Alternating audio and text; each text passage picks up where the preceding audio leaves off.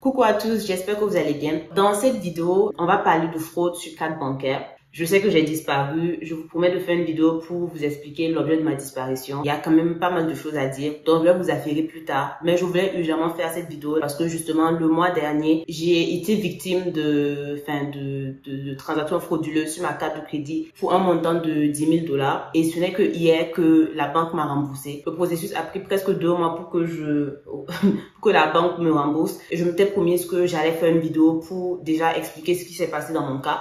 Et aussi expliquer aux gens c'est quoi les actions à prendre immédiatement quand vous détectez des transactions frauduleuses. Alors pour la petite histoire, le mois dernier, le 10 avril précisément, dans le jour du Ramadan pour ceux qui se souviennent, je me lève, voilà, je regarde mon compte bancaire. Alors il faut savoir que moi, j'ai pris l'habitude de vérifier mes comptes bancaires minimum une fois dans la semaine.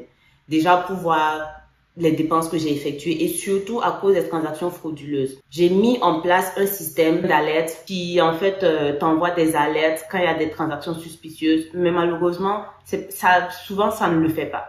Donc souvent il peut y avoir des transactions frauduleuses mais tu ne vas pas recevoir une alerte de la banque que ton compte est en train d'être piraté. Et je ne sais pas pourquoi, je ne saurais vous dire pourquoi le système là ne marche pas tout le temps chez les banques, mais voilà, moi j'ai pris l'habitude de regarder mon compte bancaire régulièrement justement à cause de cas comme ça. Donc le 10 avril, je me réveille, je regarde mon compte bancaire comme à mon habitude et je vois qu'il y a des transactions qui ont été effectuées. Donc c'est pas une transaction, mais c'est plusieurs transactions, je pense 4 ou 5 qui ont été effectuées sur ma carte de crédit pour un montant de 10 000 $. C'est pas la première fois que ça arrive, je pense que c'était la 3e ou la 4e fois depuis que j'ai une carte de crédit. Donc je connais le processus. Vous voyez votre carte, à l'arrêt, il y a un numéro. Vous appelez le numéro, vous demandez à ce qu'on vous transfère au département qui s'occupe des transactions frauduleuses. Donc, quand vous allez, ils vont vous poser des questions et ils vont ouvrir une enquête.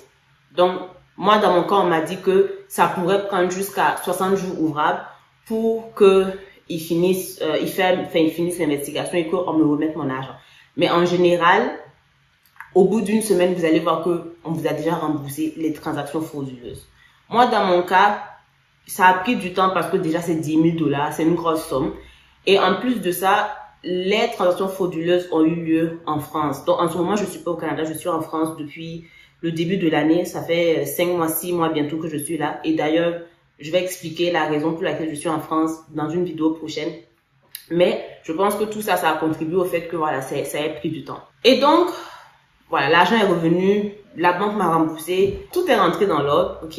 Honnêtement, je savais que la banque allait finir par me rembourser cette somme-là, mais c'est 10 000 $.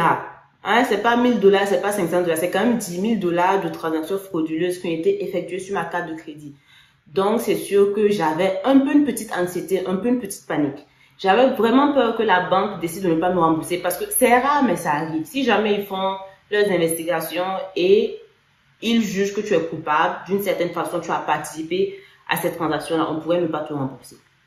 Et je vais en parler justement dans cette vidéo, ça va être la dernière section de cette vidéo. Donc, j'étais un peu anxieuse, mais au final, tout est rentré dans l'ordre. Maintenant, je vais vous parler des différentes méthodes de prévention qu'au moins vous pouvez prendre à votre niveau pour minimiser les risques qu'il y ait des transactions frauduleuses sur votre carte de crédit.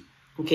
J'aimerais commencer par dire que vous pouvez prendre toutes les précautions possibles, mais vous allez quand même être victime de transactions frauduleuses. Des fois, c'est même pas à votre niveau. Des fois, les compagnies se font pirater parce que vous laissez vos informations sur le site des compagnies. Et si la compagnie n'a pas une sécurité informatique élevée, elle peut se faire pirater.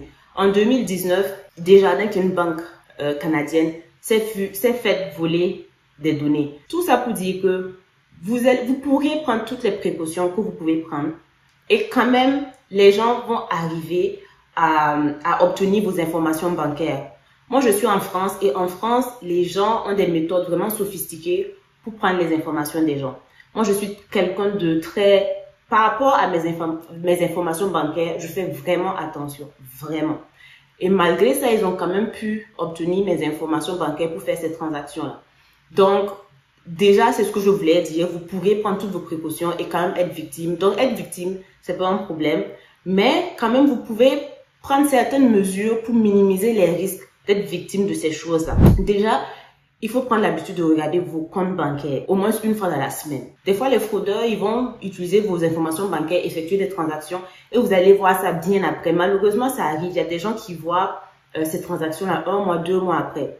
En général, après, ça dépend des banques, mais en général, vous avez 60 jours pour rapporter une transaction frauduleuse.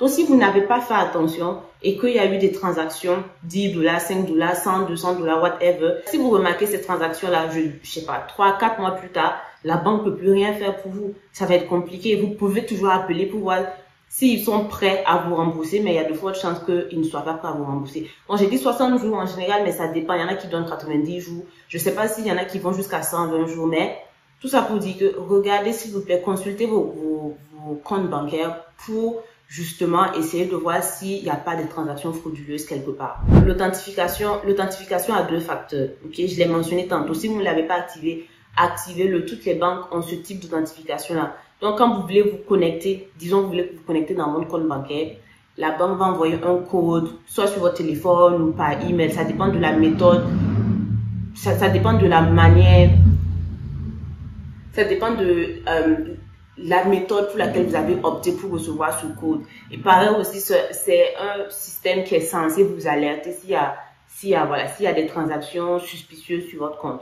Ne partagez absolument pas vos informations bancaires avec qui que ce soit, à moins que vous ayez un compte joint. Donc, par exemple, si c'est votre conjoint et puis vous avez un compte ensemble, bon voilà, il en va de soi que cette personne-là ait accès à vos informations bancaires. Mais à part ça, évitez, même la famille, évitez. J'ai entendu des histoires horribles, ok, quand j'étais à l'université, des histoires de « Oh, mon copain a pris ma carte bancaire, allait retirer de l'argent. Oh, ma copine a fait des transactions avec ma carte bancaire. » Je ne conseille à personne, ne le faites pas. Encore moins au téléphone. Des fois, les fraudeurs se font passer pour la banque, le gouvernement, ils vous appellent et vous demandent certaines informations.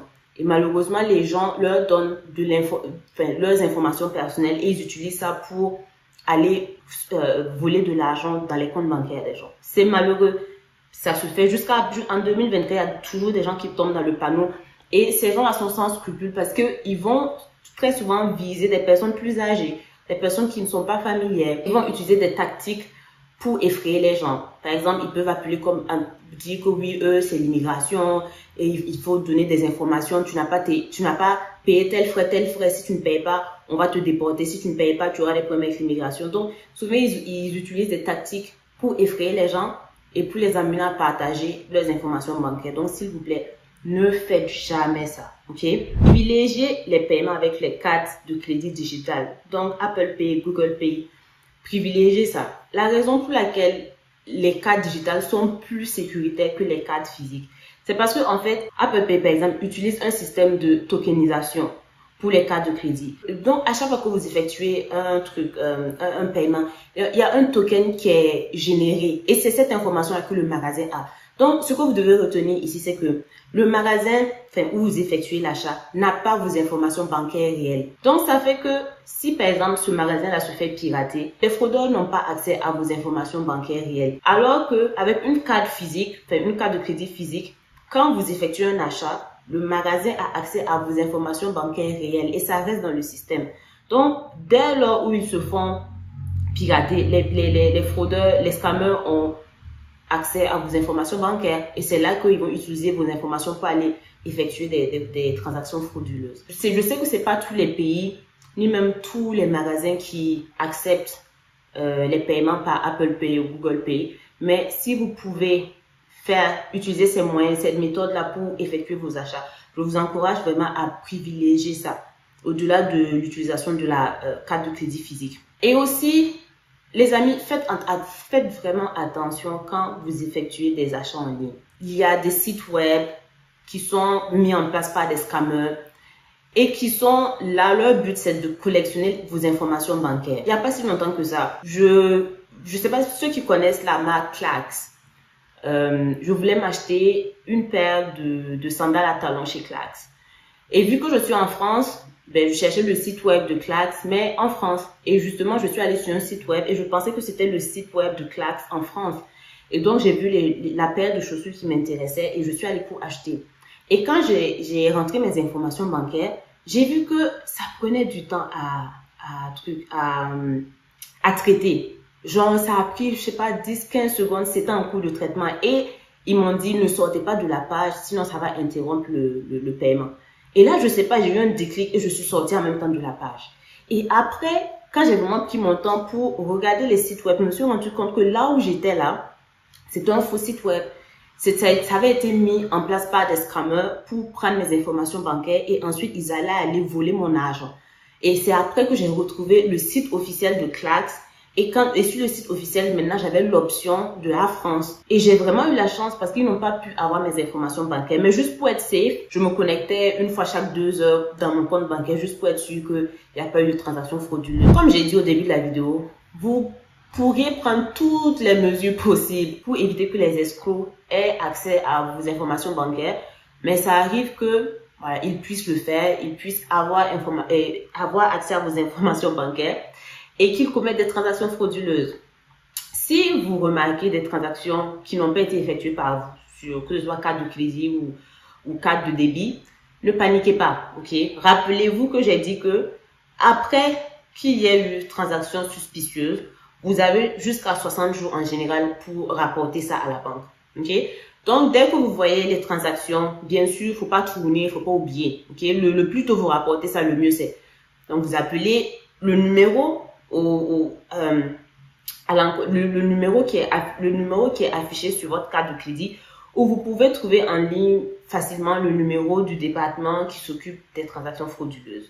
Vous les appelez directement. Si vous voulez, vous pouvez appeler le numéro au dos de votre carte de crédit. Ils vont vous transférer à ce département-là.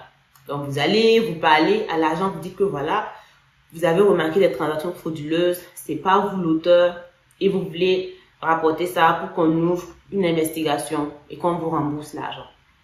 Donc, c'est ce qu'ils vont faire. Comme j'ai dit, en général, ça prend pas du temps. Surtout quand c'est les petites sommes, en général, au bout d'une semaine, ils vous remboursent.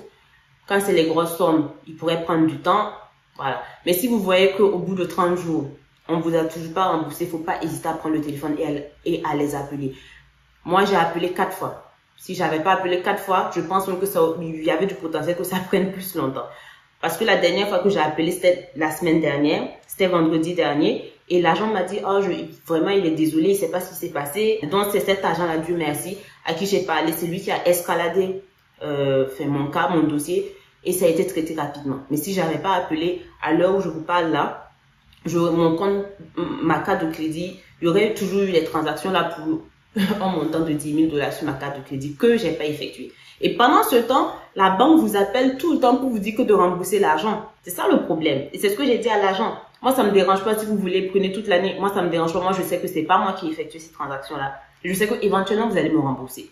Mais le problème, c'est que à côté de ça, la banque m'appelle tout le temps pour que je rembourse de l'argent que je n'ai pas, que je n'ai pas utilisé. Et aussi, il y a ma carte il y a ma cote de crédit qui est en train de descendre. C'est passé de très bien à bien. Ok, j'ai perdu 10 points en un laps de temps de 1 mois et demi. Parce que justement, il y avait ma carte de crédit qui avait été utilisée, il y avait des intérêts et que moi, j'ai refusé de payer parce que c'est pas moi qui ai utilisé cet argent-là. Ok, donc, éventuellement, de toute façon, ils ont remboursé. Quand ils remboursent et le solde et les intérêts qui ont été accumulés sur sur la balance. Et aussi, l'agent m'a dit que si ma cote de crédit a pris un coup, la banque appelle la cote de crédit pour leur expliquer ce qui s'est passé. Comme ça, ils vont rétablir mon score. Donc, c'est une information en plus que je vous donne. Mais voilà, si vous voyez que ça prend du temps, n'hésitez pas à prendre le téléphone, à appeler.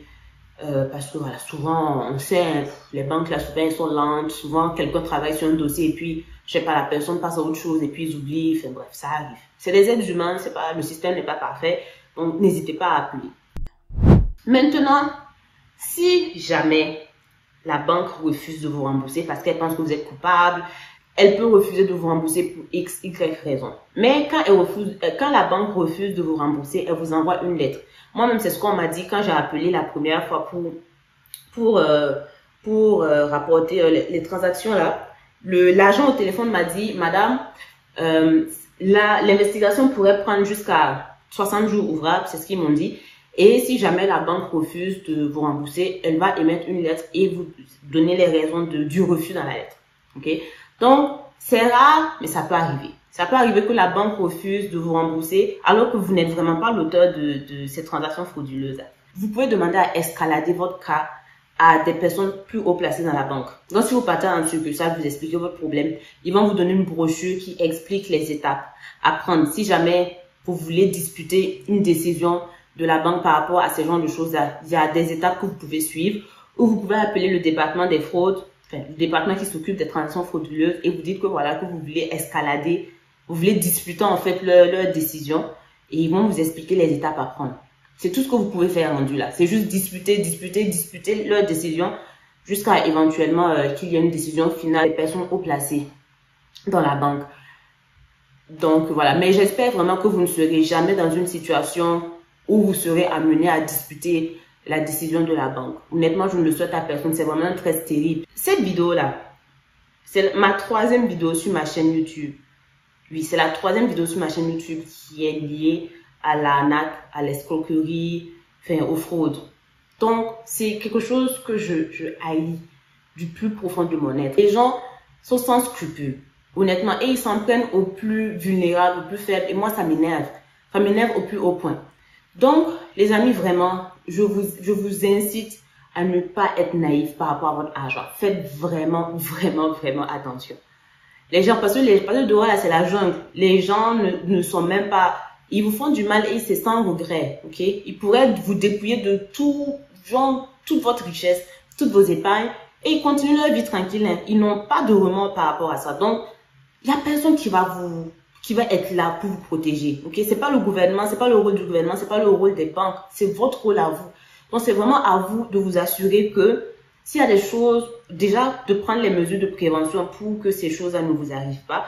Et quand ces choses-là vous arrivent, de vous lever, d'être réactif. Okay? Vous ne pouvez pas être passif quand il s'agit de votre argent. Pour clore la vidéo, j'aimerais vraiment exhorter tout le monde. Quand vous êtes victime de transactions frauduleuses et vous appelez votre banque, je sais qu'il y a beaucoup de frustration, il y a beaucoup d'anxiété. Mais c'est vraiment bénéfique d'être calme et posé. Et de ne pas agresser la personne au bout du fil. Et c'est malheureux, mais souvent quand tu appelles, que ce soit la banque, que ce soit le gouvernement, quand tu appelles pour un problème, tu vas devoir parler à peut-être 5-6 personnes. Enfin, j'exagère, mais souvent ça peut t'arriver de parler à 3 personnes. Ok? Et à chaque fois tu racontes la même histoire. Donc au bout d'un moment, tu es frustré, tu es énervé. Mais la personne au bout du fil, elle te rencontre pour la première fois, elle ne connaît pas ton histoire. Ce n'est pas la peine de s'énerver ou d'être frustré envers la personne au bout du fil. Parce que cette personne-là, elle ne vous connaît pas. Ou très souvent, elle fait juste son travail. Si, disons, la banque avait refusé de me rembourser, moi, je peux pas appeler le département de fraude et puis commencer à mal parler à l'agent à qui je parle, enfin, qui est au bout du téléphone avec moi en ce moment. Cette personne-là ne me connaît pas.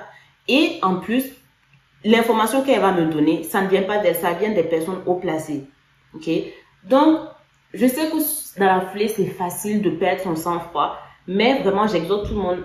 Quand vous appelez pour des problèmes comme ça, soyez calme, soyez posé. Et souvent même, quand vous êtes comme ça attire la sympathie des gens. Moi, la dernière fois, le vendredi dernier, quand j'ai appelé le monsieur, j'ai expliqué mon cas. Lui-même, il était tellement désolé pour moi. Il m'a dit non, ne vous inquiétez pas, je vais prendre soin de ça, je vais escalader votre cas et puis ça va être réglé rapidement. C'est parce que j'étais gentille au téléphone, j'étais posée, j'ai expliqué les choses calmement. Par contre, la première fois que j'ai appelé pour rapporter ce qui s'était passé, j'étais pas aussi gentille, je l'avoue. Ça a été mon erreur, j'étais très frustrée parce que je ne m'y attendais tellement pas et c'est la première fois que je vois des transactions frauduleuses aussi énormes sur ma carte de crédit. C'est déjà arrivé auparavant, mais 10 000 $, c'est pas anodin. Donc j'étais très frustrée et malheureusement j'étais tombée sur une personne qui, je pense, elle était nouvelle, elle connaissait pas trop bien son travail, elle tâtonnait, donc voilà, ça a monté mon cœur, genre mon sein était très chaud.